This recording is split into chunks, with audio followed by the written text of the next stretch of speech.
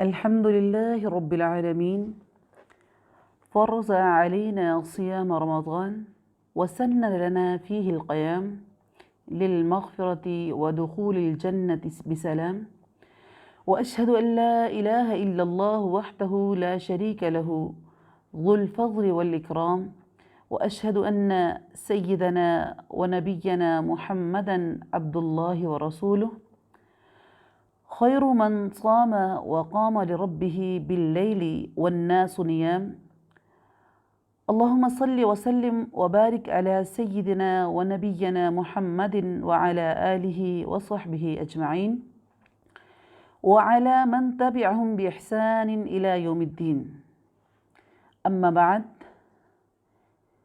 فأوصيكم عباد الله ونفسي بتقوى الله والمصارعة في الأعمال الصالحة للفوز بمغفرته وجنته. قال الله تعالى: إن المتقين في جنات ونهر في مقعد صدق عند مليك مقتدر. أيها الأحبة،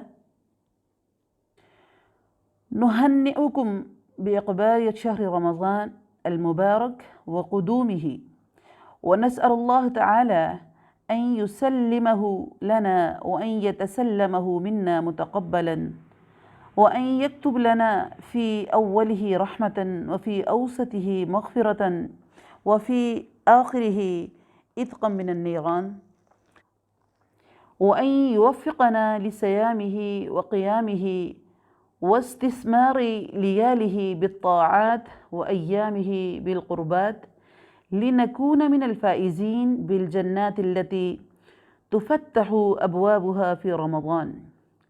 قال رسول الله صلى الله عليه وآله وسلم: إذا جاء رمضان فتحت أبواب الجنة.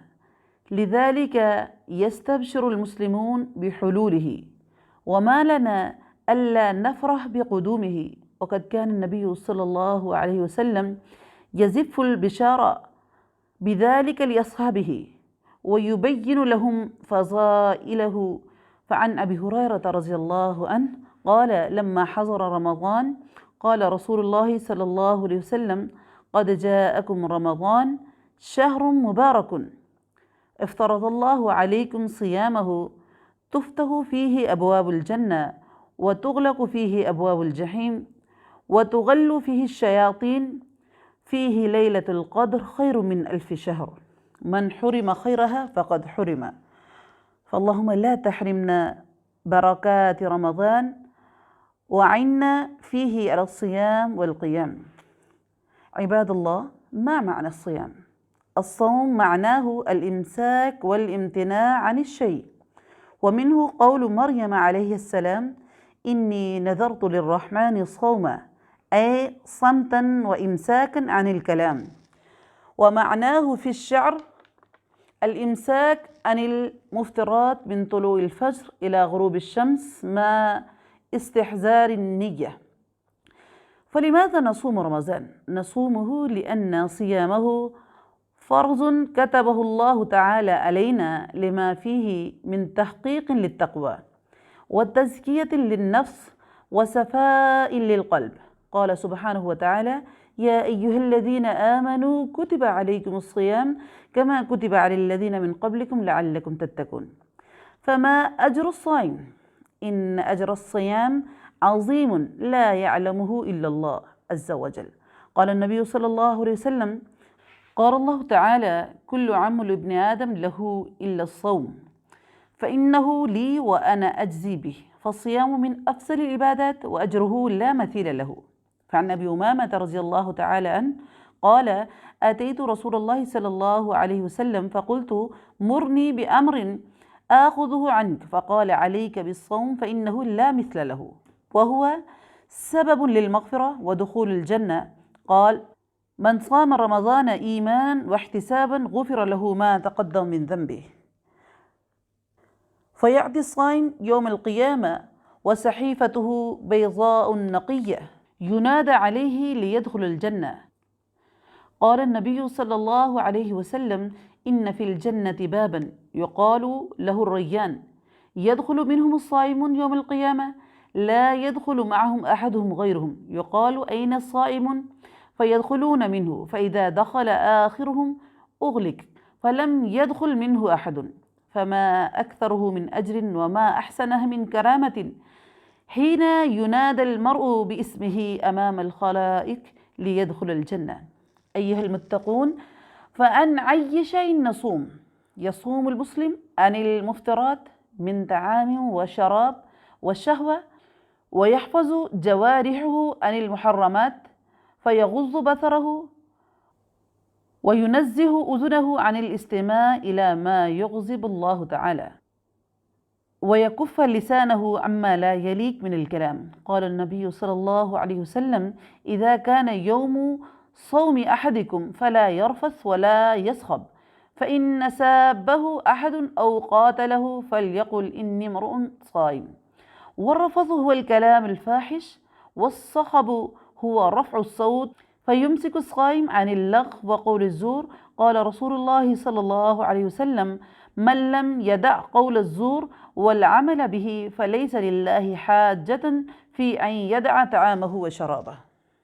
لأن هذه الأمور لا تتفق مع الحكمة من الصيام الذي يهذب النفس ويروض الجوارح عن الاستقامة طاعة لله تعالى. قال جابر بن عبد الله رضي الله عنهما: إذا صمت فليصم سمعك وبصرك ولسانك عن الماثم، ولا تجل يوم فطرك ويوم صيامك سواء.